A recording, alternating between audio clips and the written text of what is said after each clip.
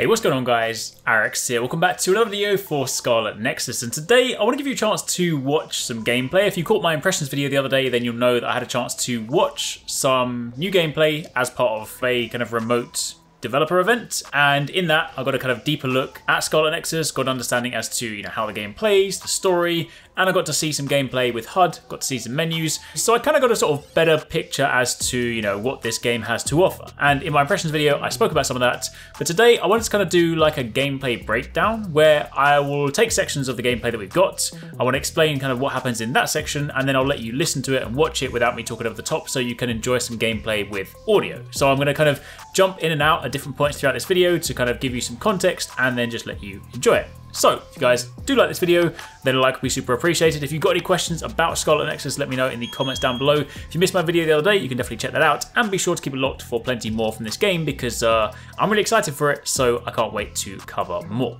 So the very first scene we're going to be speaking about is this one here running in the background. The main things worth noting here are some of the kind of basic combat flows for the game. So you have your regular attacks on X for your melee attacks, and of course amidst your melee attacks you have your psychokinesis that is worked in, so you get these sort of purple blades emanating amidst your attacks. Now right trigger on hold is what you use to grab objects using your mind, which is called psychokinesis. They shorten it to PK in game, so PK attacks are basically grabbing objects and throwing them into enemies. Now on screen you have a meter that is at the bottom of the screen, purple meter, and this is basically your PK energy. Whenever you throw objects you consume it and it regens over time. Beneath that is your HP, and your HP is displayed in a sort of heart rate monitor style UI with like beats per minute. Now amidst this, there's two main attacks you'll be seeing. If ever you see a PK attack followed by attacks with your sword, that's typically referred to as a step-in attack. So basically if you press X after you've done a PK attack, it allows you to seamlessly kind of combo and just sort of dash straight into an attack and then sort of minimize any potential downtime. Meanwhile, if you do it the other way, it's called a follow-up attack, where when you're mid combo with your sword, you can then effectively buffer a PK attack. You can grab an object that is nearby whilst you're comboing, and then at the end of your combo it's then thrown in, so you can work these things in seamlessly, which is really nice because again, whenever you have aspects like this in sort of gameplay, sometimes they can feel disjointed, sometimes it's like you do one thing or the other, but they really have kind of worked on trying to make it so that you can do these things together.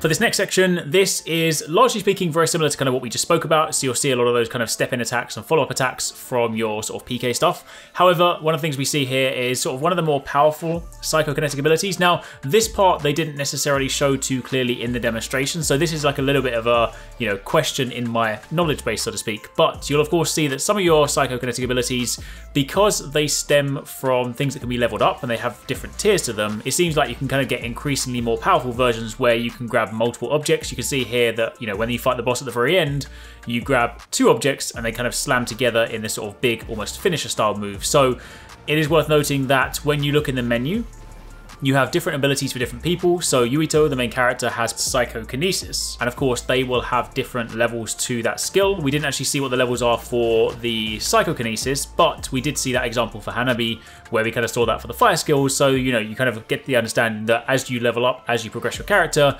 your powers, your brain power so to speak, are going to be more powerful.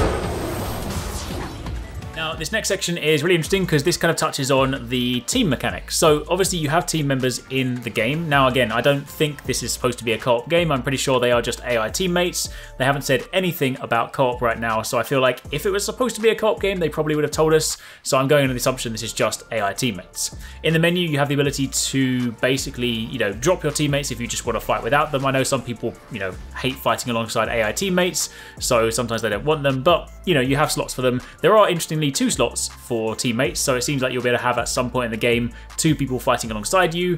And it's worth noting that when you link with them, you'll see their face come up on screen, and you'll then see these red tubes in the back of Yuito. This is basically what Scarlet Nexus is. It's the way to link with your teammates, and this allows you to borrow their abilities. Now, I mentioned in the previous section that abilities can be leveled up. So the example we have, Hanabi is in our team. She is like a staff wielder and she has pyrokinesis. So that's of course around fire.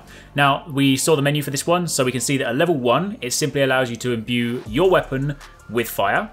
Meanwhile, at level 2, it allows you to then take that infusion and put it into your PK. So you'll see here that at the beginning, Yuito kind of grabs multiple objects and then merges them into like this fiery looking meteor that he then slams down the enemy. I believe that is level 2. From then on, you have level 3, which will reduce your cooldown. Level 4 will allow you to summon a pyro hologram. So I'm assuming just like a holographic fiery manifestation of a character.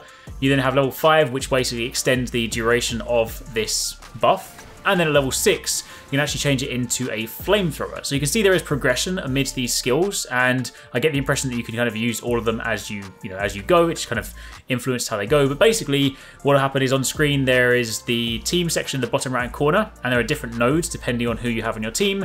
And you can press RB to basically activate that. Once you activate it, it then has a meter which gradually depletes. So obviously during that time, you can maintain your fiery buff. You can maintain the ability to imbue PK attacks with fire, and then once it goes down, you then need to wait for it to recharge.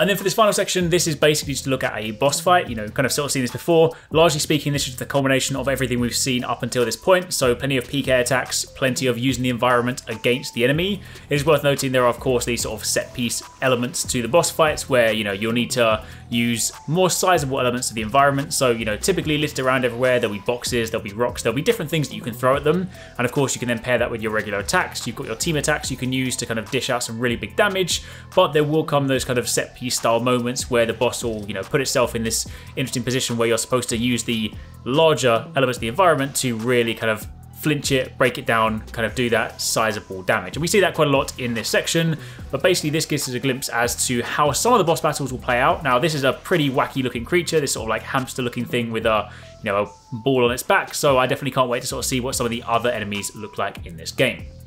But for the most part, that's pretty much it. I'll just leave you guys with a little bit of gameplay of the boss fight to round this all out. But that was kind of a quick breakdown, a quick sort of gameplay breakdown as to what's going on in these different clips to sort of give you some context and try and sort of paint a better picture, especially when you can't see UI, to at least kind of understand how this game may play and how things flow together. Hope you enjoyed that. If you've got any questions, again, let me know down below and enjoy the rest of this.